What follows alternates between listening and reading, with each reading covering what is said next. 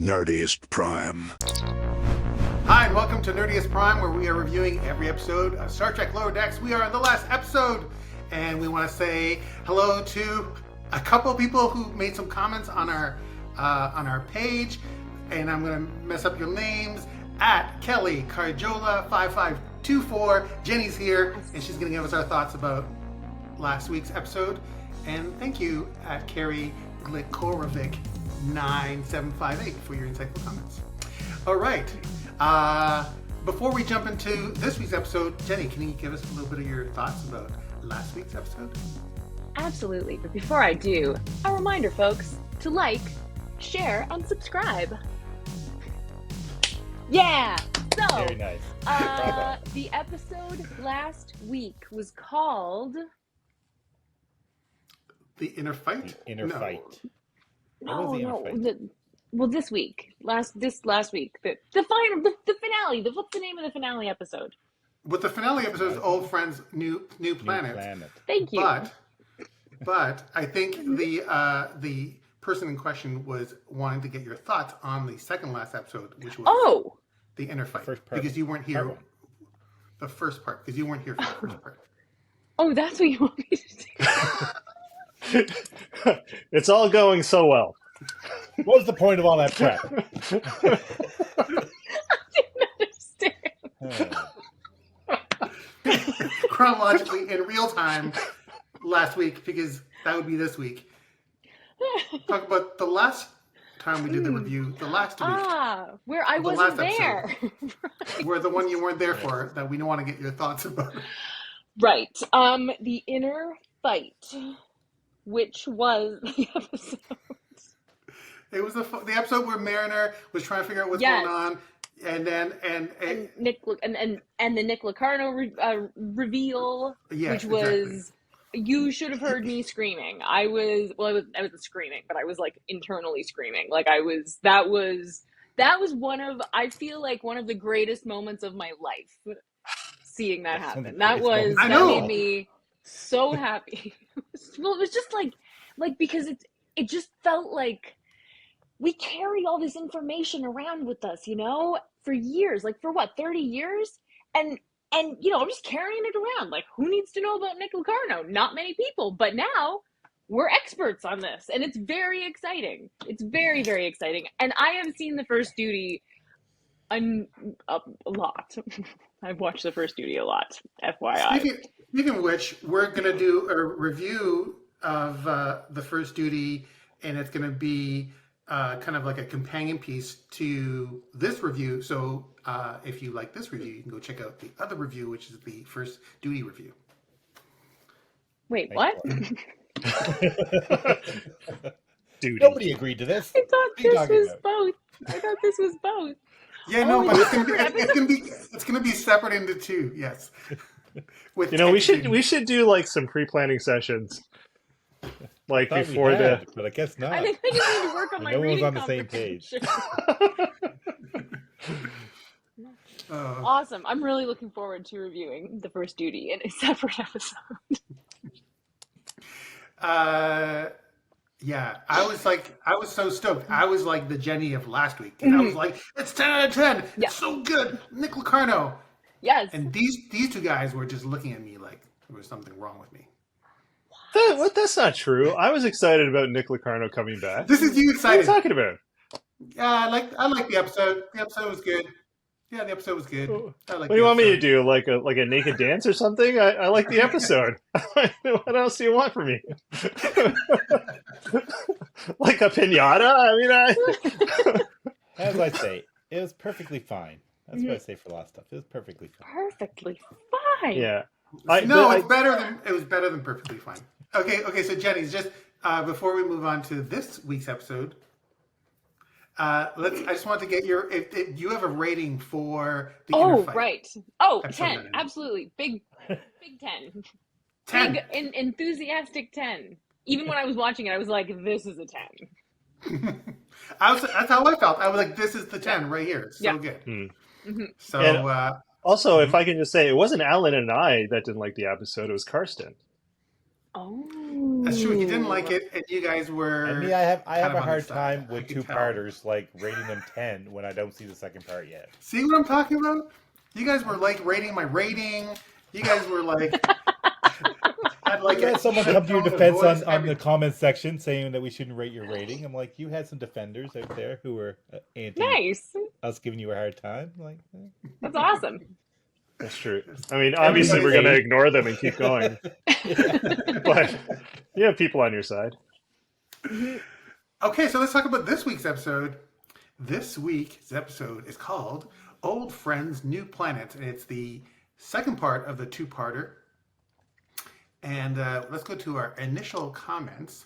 Once again, we'll start with Jenny. Initial thoughts and comments. Well, Episode 10. coming off that 10 of episode 9, I had very high expectations for this episode, which I thought really paid off. Like, actually, no, they more than paid off. Like, I love this episode for a number of reasons, not the least of which is the, like, oh, God, the flashback stuff, and then all the, like, okay, the, like, Tom Paris thing with the comparing and the, like, Corvoid Starburst insignia on everything. Like, seriously, it's so, oh, God. And, like, that's not even story stuff. That's just, like, awesome stuff. It was great. It was so great. It just, like, it did Star Trek and it did First Duty, but it also, like, did fresh Lower Decks stuff. And oh, Dr. Miglimo, oh my God, I'm sorry, I'm all over the place here, but I loved it.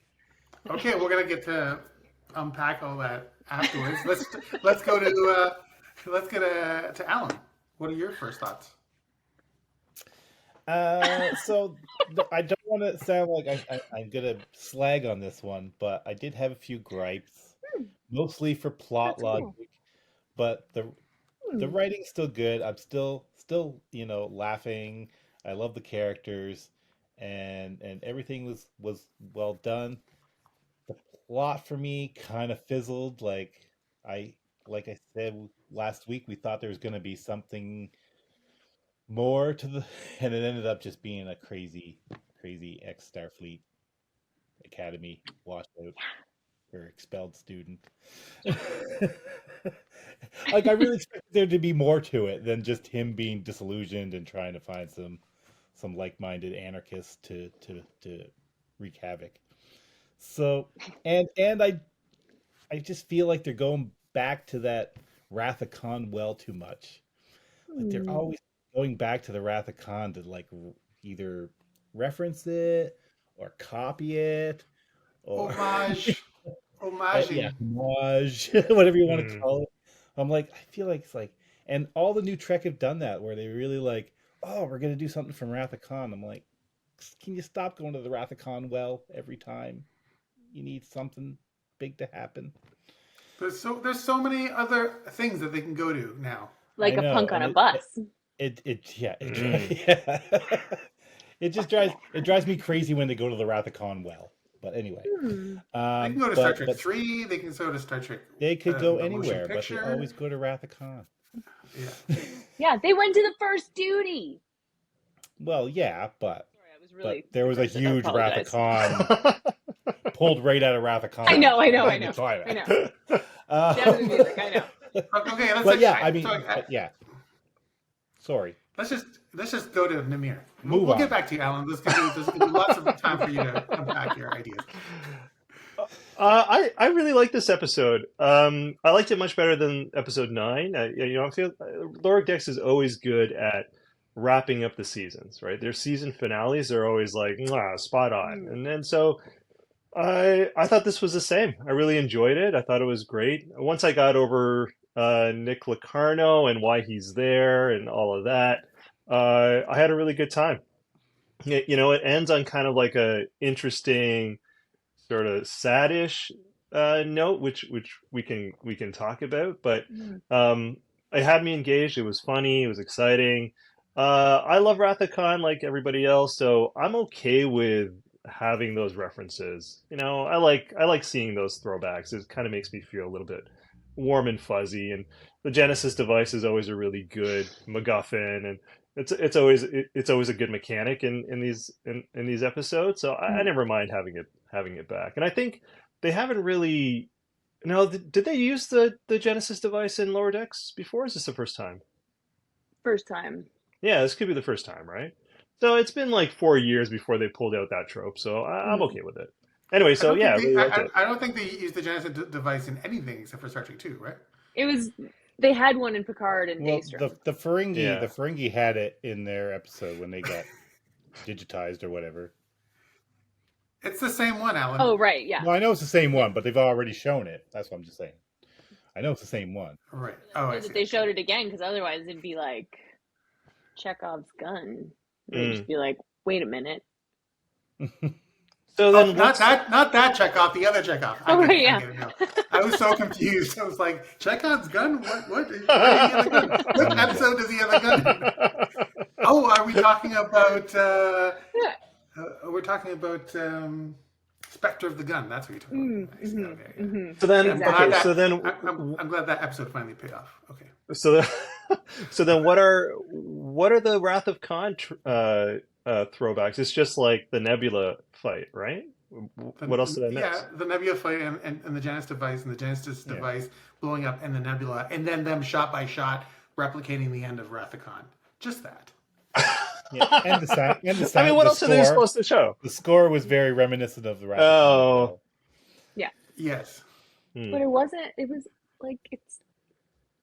Yeah, but that's not Wrath of Khan. That's just Star Trek, right? It's not like that. That we, that scores It was around. very Wrath of Khan. Those shots were very Wrath of Yeah. Khan. Nice try, Namir. I don't know. I don't Okay. care. I had a good time. I feel like Namir is like the mirror universe version of me. Because whatever he likes, I don't like. Whatever I like, he likes. And whatever he says doesn't make any sense to me, but whatever I say doesn't make any sense to him. Because That's true. I was really disappointed with this part 2. Really? And to me, this is like a long tradition of Star Trek underwhelming second parters. Like Best of Both Worlds Part 2 is not as good as Part 1. Birthright Part 2 is not as good as Part 1. Yeah, Chain of Command Part 2 Birthright. is not as good as Part 1. Perfect. Unification 2, well, maybe not Unification 2. At least the Unification 2 has Spock in it. But my rating for the last episode stands, but this one was kind of the pits. It was so because I found it super plotty. It was underwhelming, convoluted, confusing. There was no real development of Locarno's character. Like, why bring him back just to make him some like a generic like villain of the week? Like he was like a Batman villain, you know. She's like, Yeah. It's like throws mustache. And my only other comment was really just seconding what Alan had said. It was like, please stop referencing the Wrath of Khan. It's driving me goddamn bonkers. There's so many other things. Okay. Now let's move on to the plot. What did we think about the plot? I think you should answer this because you're on a roll here. Oh, what do I think about the plot? Keep going. I thought the plot was underwhelming, convoluted, and confusing. It was like he was just like a generic villain, whereas like, and there was, I get it, we like having the generic like villain twirling, and like, oh, I was like, my ego was hurt in the past, and now I must have revenge against everybody. But Locarno that was what, Star Trek sometimes just kind of screws up big time, and this is one of them, where there was something really interesting to explore there with Locarno, like finally bring up this character and to just make him a generic bad guy, like it just wasn't satisfying. I just wanted to explore Locarno. Like anything about him would have been interesting, but there was really nothing really. And so the only thing that I really liked was the flashback where we got to actually go back. The what? It was a big nothing burger. What was the big nothing? But the flashback or just the whole thing? Just the whole scheme, the whole plot that he had. Yes, it was a big nothing burger. That's true. I like that. I'm going to start using that. It was a nothing burger. Yeah, that's what I think. Okay, Namir has things to say, so I'm not going to let him talk. I'm going to go to Jenny.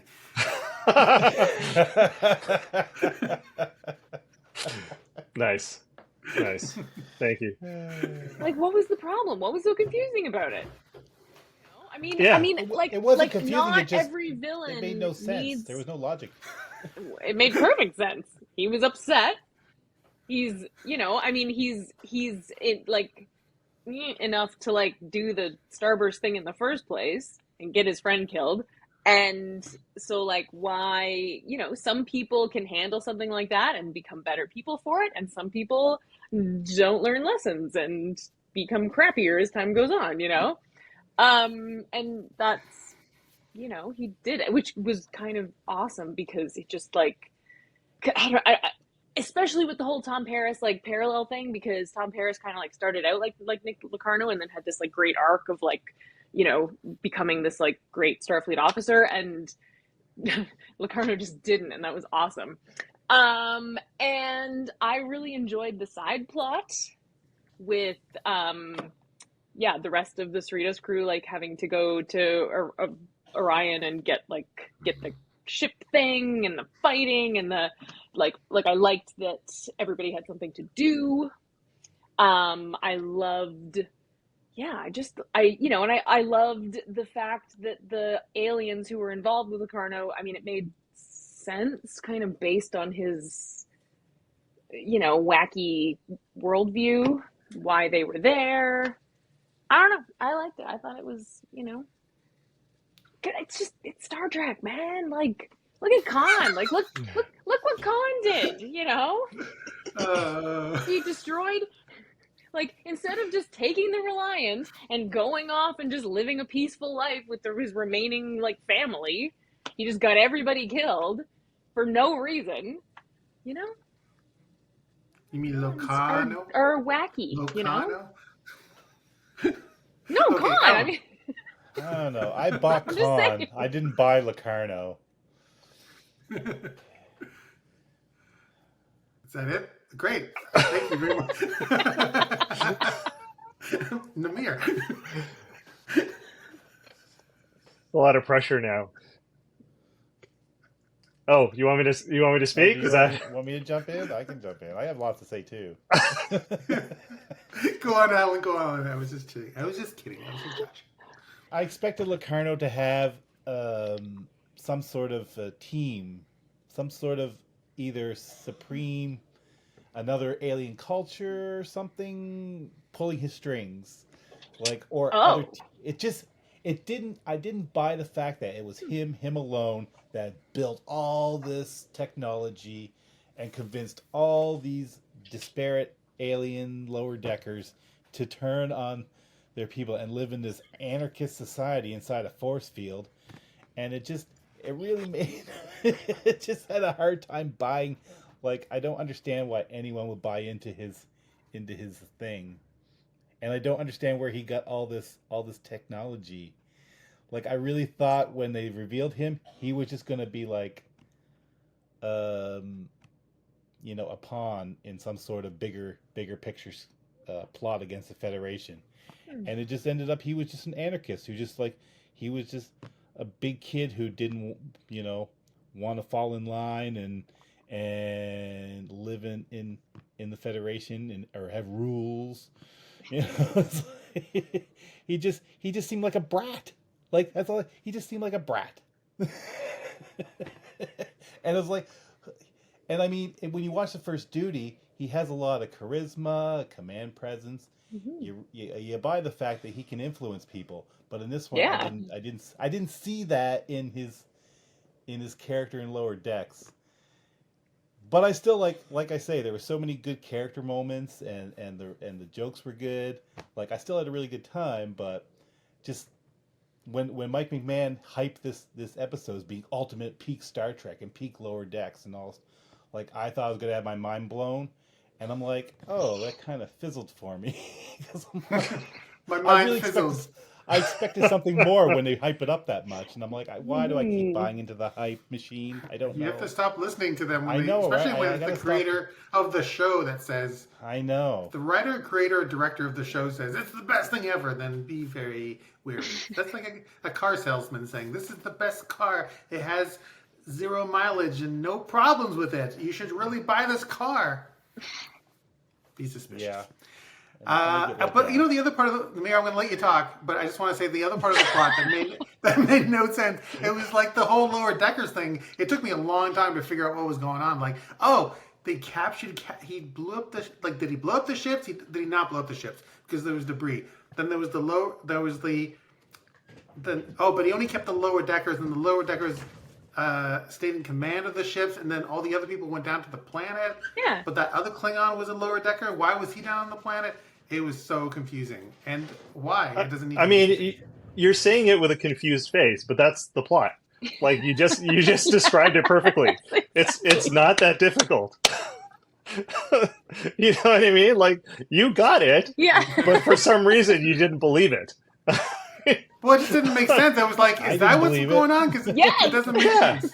That's exactly what's going on. And it fits with the theme of the show, right? Like we talk about, like all these things, antagonists have to have something to do with the protagonist, right? There has to be some reason. And that's what this is, right?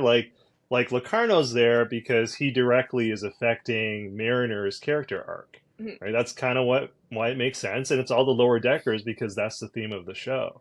So I think it fits. It's a really fitting finale for this season because they're actually kind of moving away from being Lower Deckers to something else, right? Yeah. So they need to have a story arc that kind of puts a pin in that, right? That sort of closes that story, that loop. And so I think it was fine. Like it's not about Locarno, right? It could kind of be anybody that's related to Mariner in some way. I think people, you might be upset because you wanted Locarno to not be a bad guy.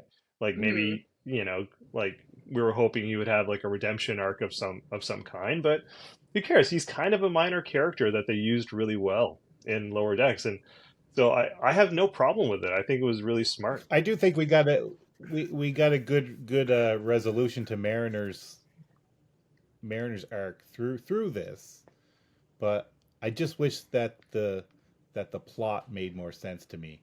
Like that's why I said I just don't understand what doesn't make sense. It feels. I just can't buy the fact that he created this whole plot by himself. Why? Because the only reason this makes sense is because he's obviously evil now. Yeah, and he's a super charismatic nobody who can. How does he make this advanced technology? Like, how do he get? It's what. Okay, just make something up in my head. No, I think it's the Binars. I think that ship is a Binar ship. Trinar. Or Trinar. Yeah, yeah. That ship is a Trinar ship. So he got the Trinars or the Binars to make the ship. That's why they're on the ship with him. Yeah. So he didn't do it on his own. Like at some point, he was able to convince some Binars to join him, and then it just kind of was a domino effect. I mean, don't seem like the kind of people who will buy into this sort of thing. His whole personality is based on being the guy that can talk other people into doing stuff. Like that's literally who he is, right? I buy that, yeah. So fact that he's managed to talk a bunch of other people into doing stuff, especially Lower Deckers. Exactly. And as for the hows, that's what this is for. Like V'ger showing up would have made more sense. That's what Jenny's brain is for. Jenny will explain everything. Like Locarno working for V'ger would have made more sense. If we had had the Decker come back with V'ger as some sort of anti-Federation thing, that would have made more sense than this. Actually, that would have been awesome. That would have been amazing if that happened. Well, I don't know. I still think Locarno's fine. It's good to see Locarno again, and he's evil because he's got a 5 o'clock shadow and bags under his eyes, and it's not his character's obviously gone through something. Gone through some troubles. I mean, we're kind of talking about this already, but just generally speaking, how do we feel about his return? Because I think it's amazing that they brought him back, because it just drove Yeah. me bonkers that he just disappeared and then Tom Paris took his place. And they kind of addressed both those things by directly having that joke where That was so good.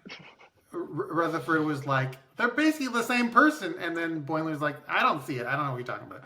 Like, they have the same face. They're identical. And they do that, and at the same time, they answer some questions, because he was just. It was almost like, there are a lot of characters in Star Trek that come and go, and you don't necessarily need to know what happens to them afterwards. But because Tom Paris is basically Nick Locarno, that's what kind of drives me crazy, and keeps bringing him up. It like keeps him alive, and you want to like, well, what happened to Nick Locarno? If that's not like, is Tom Paris Nick Locarno, and it's just like his code name? That's what I just decided. I literally, honestly, I watched Voyager, like, that's Nick Locarno. No wonder you're upset. He changed his name. So they're messing with your headcanon. It was the only way that I could be okay with it, because it just was too. It's okay for actors to play different characters, but not the same character with a different name. Okay. So how do we feel about his return and the use of him?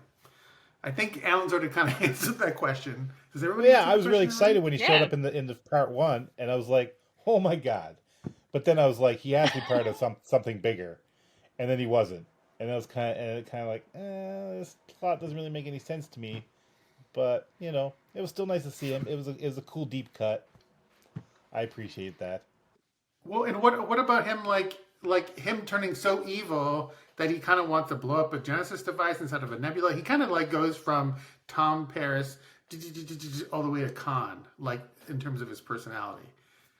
I'm not sure if he was actually that evil. Like I think that he was using the Genesis device as a bargaining chip, right? He wasn't gonna destroy Starfleet, right? That wasn't his goal. He wasn't gonna destroy an entire planet or something. He was just using it as a way to kind of have power and to kind of scare Starfleet.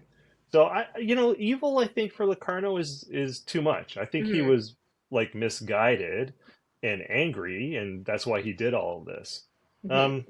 So he's not like a mustache twirling bad guy, right? He's definitely not like Khan.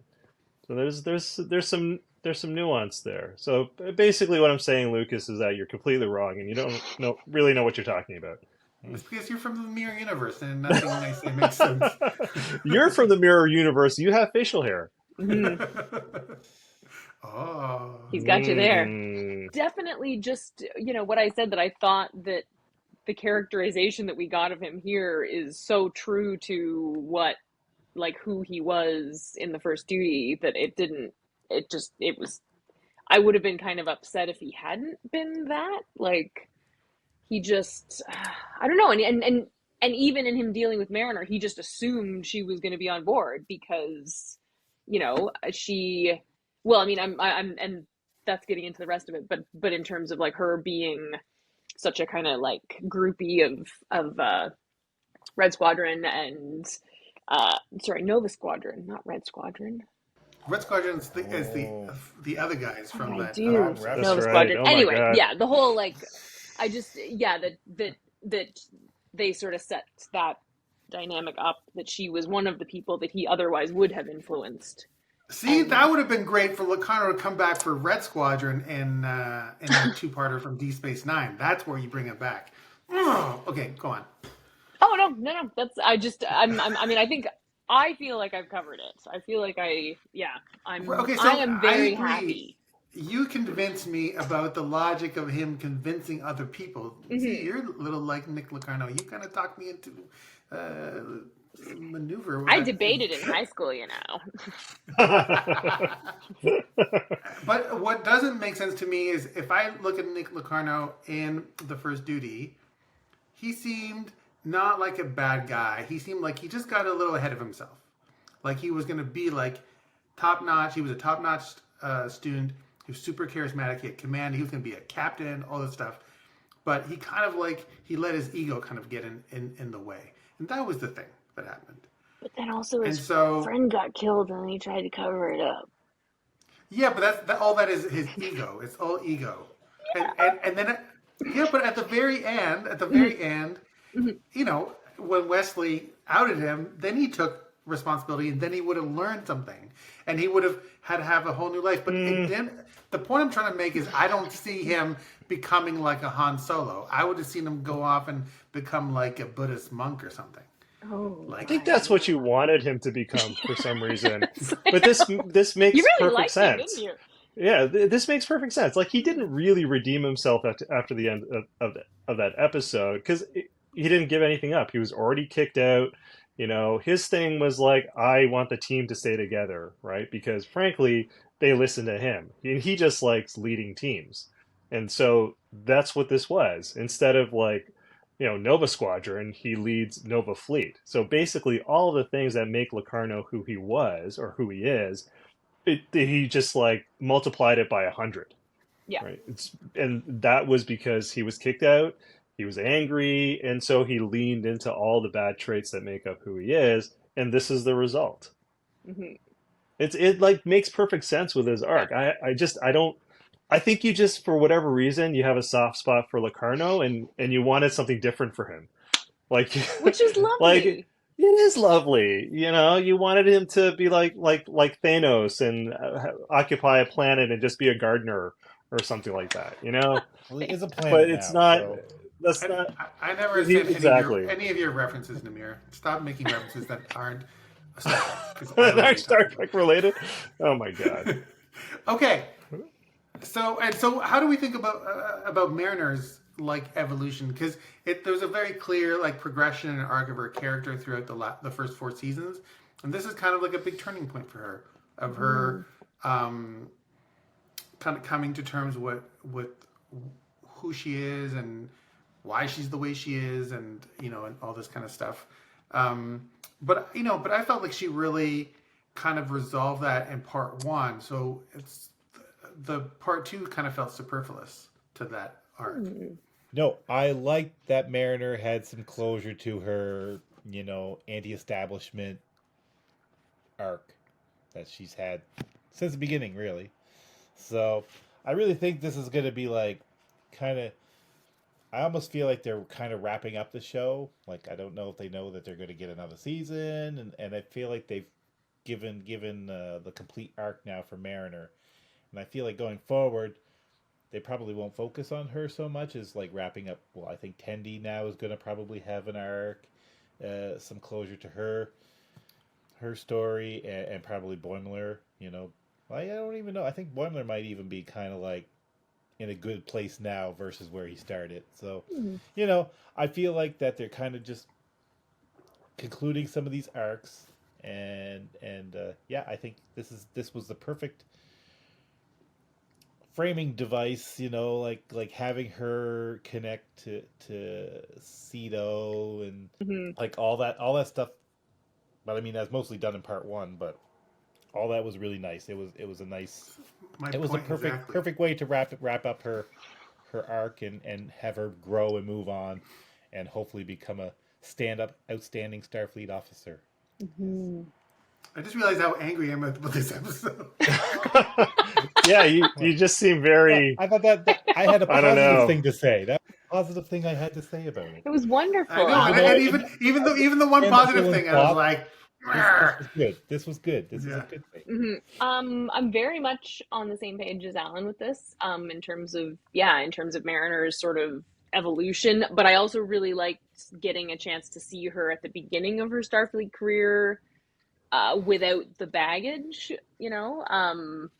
I Hmm. think it was really interesting because the thing is that she's a great officer. Like she's not a by the book officer, but she's an amazing officer, and she's like saving the day and knows all the secrets, and like, yeah, but I feel like she that all came from somewhere, right? That comes from her caring and learning and loving Starfleet, and I love that we get to see that sort of, you know um, sort of innocent version of her, and see where all of this came from and how damaged she became. Also, I think she's a great character. Like I think she's I mean, you know, we're watching this cartoon and we've just got these like deeply complicated characters that they've built. I think it's so cool. Was this just about Mariner? Yes. Excellent. All right. Yeah. uh, yeah, I agree. I think Mariner is one of my favorite characters on the show, and I like it. Namir, what do you think? Yeah, I think they wrapped up Mariner's arc really well. I'm happy they did it because I think, one more season of Mariner kind of griping against being in command and being an officer would have been too much. So I'm glad they wrapped it all up in a way that made sense. And I think for her character, it's going to be really interesting to see what they have her do next. Like giving her that kind of freedom is good for her growth in the story. I think they have the opportunity now to tell some fresh stories with her. So I think it was a good choice. I'm glad they did it. Yeah, I mean, I like I said, I really like Mariner. Mariner's one of my favorite characters, and I think where I'm frustrated in this episode is in the last episode, we finally got some juicy, good stuff. And that was my big complaint was you would start building some substance to the characters, and then something would just get explained away really easily at the end of the episode, and you're like, come on, like give me something, something real. And I think the last episode was this perfect Venn diagram of hard and funny and and sci-fi stuff, and this one just went full plot, and it kind of just ended the progression because Mariner was she did the progression in the first part. In the second part, it was just kind of like sort of acting it out, but there was no more. And there could have been something really interesting there in terms of her interaction and relationship with Locarno, but they chose to just completely concentrate on like photon torpedoes and shields and secret deals and just all that stuff, which is super boring because it's been going on for 50 years. I mean, that's what Star Trek is. Yeah, but it's not just what it is. If that's all it was, I wouldn't be watching it after 50 years. That's boring. What makes it interesting is these characters and these moments coming together, and they decided for the last episode that they were going to say, let's do the plotty type stuff. Let's do the technobabble and the exploding things and the homages. That's going to be everything we're going to do. And that's fine, but put some character stuff in there too. And they just kind of decided not to. I disagree with that. I think they had a good mix of it. I think there was a big space battle, right? But Tendy's character goes through this complete change, right? And I would argue that Mariner's character is ending that arc. But if the last episode was the last episode of the season, that wouldn't have been enough, right? She needed to confront Locarno, right? Yeah. Like she needed to show everybody else she was this Starfleet officer, that was 100% in. She could do the right thing, et cetera, et cetera. And so they needed this episode to do it, and they threw in action like that. That's Star Trek, right? Like it's sometimes there's really great action set pieces, and sometimes you're in a courtroom, but there's always character development. So I would say that this wasn't any different. Yeah, like she learned the lessons. Or most of the evolution happened in the last episode, but then she was able to apply it in this episode. Apply the evolution, Yeah, you're absolutely right. Yeah, thank you. Namir! I don't know what your problem is, Lucas. You can't let this go. Yeah, and the Tendy part of the plot was so boring. I couldn't care less about that. Oh, Jesus. Oh my God. I can tell you why, but what do you guys think of the Tendy plot? It was perfectly fine. And I guess I'm just it was a setup for something that might be more interesting, but it was like it's kind of just like an end or a means to an end to get a spaceship that they could ram into Locarno's shield. So awesome. I mean, I don't think there was a whole lot of juicy character stuff there, but I mean, I think it's coming obviously because now she has to return to Orion and figure out a way to work her way back to the Cerrito somehow. So I mean that'll be interesting, but you know, it's all set up right now. Really, it's not a whole lot to talk about. You're really selling it. Okay. I did like the fact that they the design of like that capital ship or whether Orion ship they took right from the original animated series. I didn't realize that until I read it afterwards, and I'm like, that was cool. That was a cool deep cut that awesome. they took the same design of the ship and reused it from the Yeah. 70s. I mean, like I mentioned before, I liked it. I thought it was hilarious. I like seeing Orion. I like that subplot with her sister. I think it's really interesting. I think it makes Tendi a much more interesting character. A lot of good jokes with Miglimo. I thought that was hilarious. Oh yeah, that was a pretty good. Yeah, That was a good game. yeah, it was awesome. You know, it's just like classic kind of Lower Decks, right? They have some really great character development and as a result of some really funny situations that you really love to watch. So I think they might be doing some really cool things with her next season to try and get her back on the Cerritos. Because at the end of it, I feel like maybe she's on like a mission or something. She's on because she's like, let's do this, and you're like do what? What are you gonna do, right? Like what's there's something else there, and we don't know what it is yet. So I think that might be a next season arc. Yeah.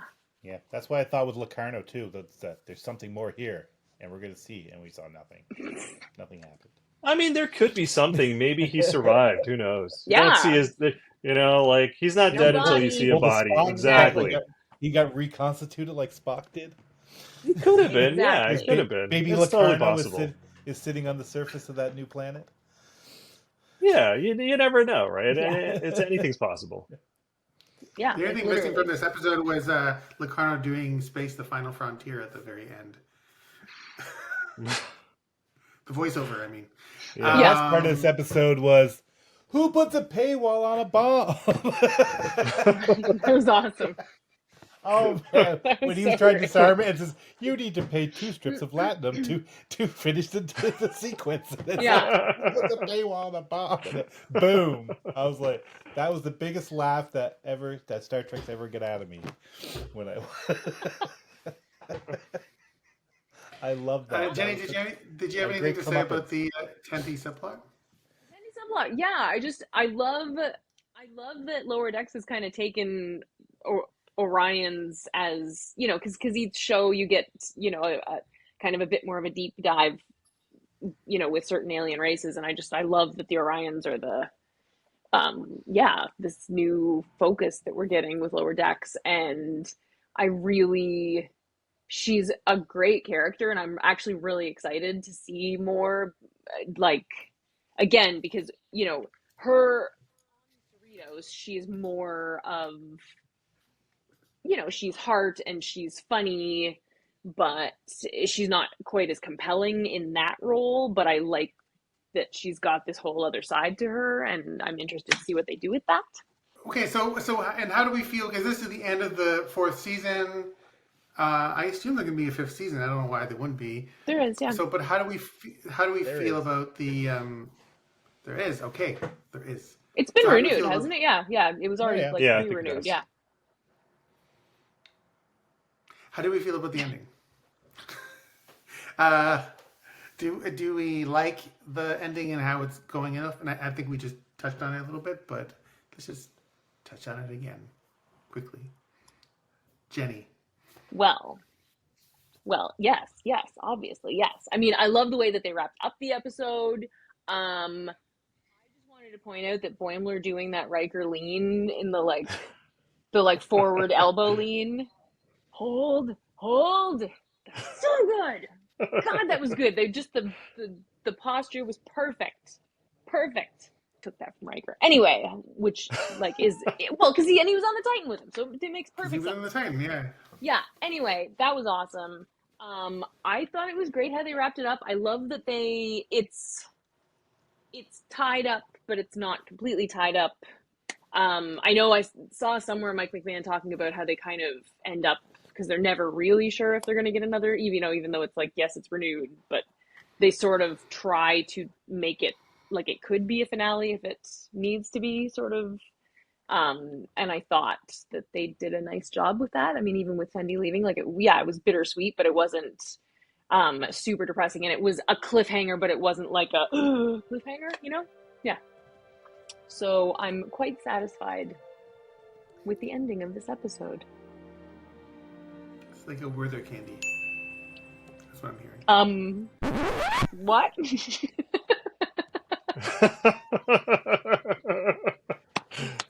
I don't know if is that a reference or just personal preference. A Werther candy. I don't know how this applies. But Is that a particular favorite for you? is Lucas's color changing? He looks like he's I think getting so, yeah. really red. Okay. Do Werthers do that? Do they change color? Oh my god. Are you okay? Do you need medical attention? You look like an Oompa Loompa.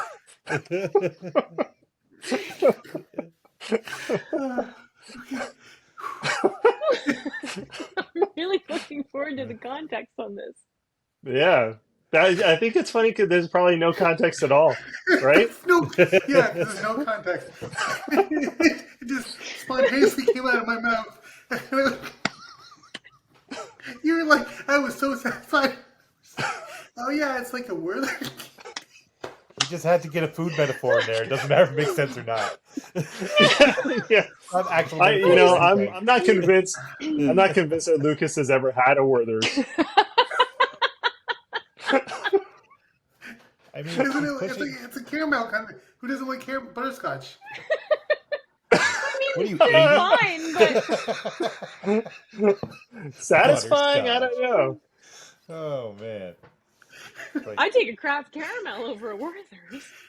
Me too. I take a Werther's Kit have the Kat senior over a Werther's. Come on. Okay. But Okay, Namir, what do you think about the ending? I liked it. I mean, I did.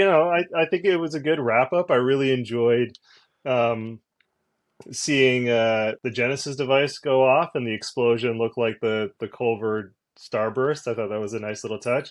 So Locarno got his starburst in the end. He just has to decided to die. He just had to die to do it. Mm-hmm. And so I think everything was wrapped up. Boimler gets a chance to command the starship, which was great. Yeah. And so I don't know if that made any sense though. Why would they put him in command? Why not? Who knows? It's like they do this in Star Trek. They pick the lowest person on the possum totem. There wasn't a lieutenant or wasn't there anybody else? Why Boimler of all people?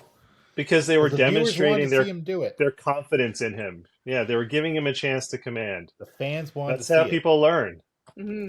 Because it was in the script. That's why. Okay, sorry, go on. Yeah, I mean that's basically it. So I think that if this was the last episode of the series, then I think it would have been a good episode to end it on, right? Like everyone's arcs kind of ended, like in a really meaningful way. It was good. I really liked how they wrapped things up. They wrapped things up like a Werther's candy. I don't know. I'm trying to figure this out. I don't know what that Werther's has to do with anything. I don't think there's an answer. I mean, it was perfectly fine. No, it would have worked as a series finale. It works well as a season finale. There's lots more story to tell. There's still lots of humor and character development to mine from this show yet. But if it had to end it right now, it would have worked fine. What's going on? Like you say, everybody thinking about the candy again. I don't know. Is he choking on a Werther's? I'm so sorry. Whew. Anyway, I just replayed the whole thing in my head, and it just made me but laugh. I'd actually forgot about till you mentioned it how Boimler got his shot at the command chair. So I mean that even kind of wrapped up his arc too about wanting Hmm. wanting that chair. So I mean I think everybody got a nice wrap up. And even if Tendi had went back to Orion, like she made a noble sacrifice to help her friends, like all that stuff would have been fine for an ending. So, you know, the ending I had no problem with too. It was all very nice, and then they had their nice little lower decker moment where they're all hugging and it's like get to all the feels, and it was a very very sweet, bittersweet ending, and you know, I was fine with it.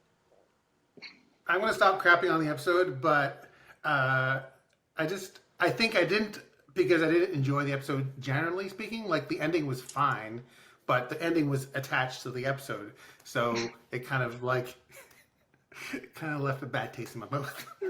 So sorry, I can't Like a butterscotch do candy. food references.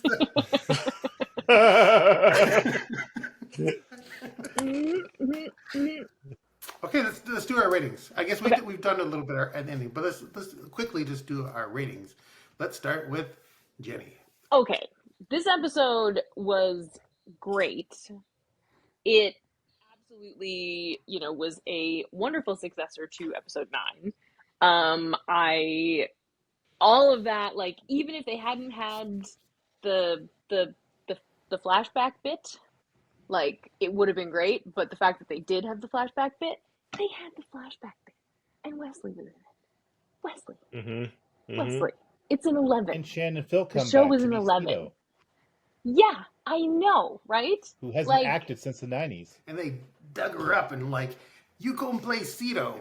Pretty cool. I was like, Wesley had one line, and I was like, this is the greatest thing that ever happened. Like, He's a very good cartoon actor. He should come back and do more stuff. I agree. Yeah. Just wait till we talk about the first duty and how much. All right. Anyway, this is an 11. Oh yeah. Oh god. Okay, an 11. Okay, let's go. Alan, what is your rating for this episode?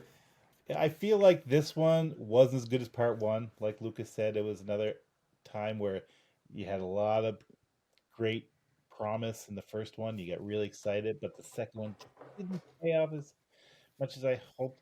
But I still had a really good time. Still lots of great moments, lots of great characters. It's hard to fault the show. Other than I say, villain plot bothered me. The Wrath of Khan references I get tired of. So I'll give it an 8. Okay, Namir. Yeah, I really like the episode, as you know. I thought it was really great. I liked it just as much as episode 9. I thought it was a good wrap up to all the various story arcs and the season arc. I think they could have gone another way with Locarno, and that would have been fine too, and maybe it would have been more interesting. But I think what they did with him was good enough. Like again, it's not about Locarno; it's about everybody else. So they did that well. So I'm gonna probably give it a 9. Oh, and can I say, like, my favorite line was at the beginning of the episode when during the flashback, and then Locarno's like trying to convince them to do the maneuver, and then Wesley goes to Josh and he's like, "Hey Josh, are you sure?" And Josh is like, "Yeah."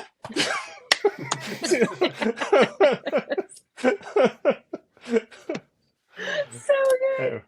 Yeah, it was great. It's a 9 for me. It's funny because it's dark. I get it. Because he dies. Because he dies horribly. It's so sad. Yes. Horribly. I was gonna give this episode a 4 out of 10, but just because of that Wesley being Good like Lord. a 5. I mean, Ah, And That's that's insane. all I gotta say about that. That can't be right. I've decided I stated all the reasons, and I stick by my decision. Thank you. I very much. mean, Okay, that's a so rating. We can't. It is a rating. Yeah, We'll that's a get rating. mad at us. Whew. Yeah. What a way to wrap up this review. Good Lord. Okay, so this is the end of season 4, end of Lower Decks. We've done a whole other season of a whole other Star Trek. I'm very excited. And we're going to be doing more reviewing. We got 7 years of Next Generation to do. Well, now 6. We've done this the first season. And so we're going to do a review of Star Trek: The Motion Picture, where, as I mentioned, or Jetty mentioned, or somebody mentioned at the beginning of the show, that we're going to be doing a companion review to this review for The First Duty from Next Generation Season 5. So you should check that out. And anybody else have anything else to say? Like, share, and subscribe. Sorry. That's exactly what I was going to say. And also, I can't believe you're giving it a 4. I know we're not supposed to rate ratings, but I mean, come on. You know what? That I is give your rating, aggressive. Amir? I give your rating a 1. And quick closing joke, and we're out. Where there's candy.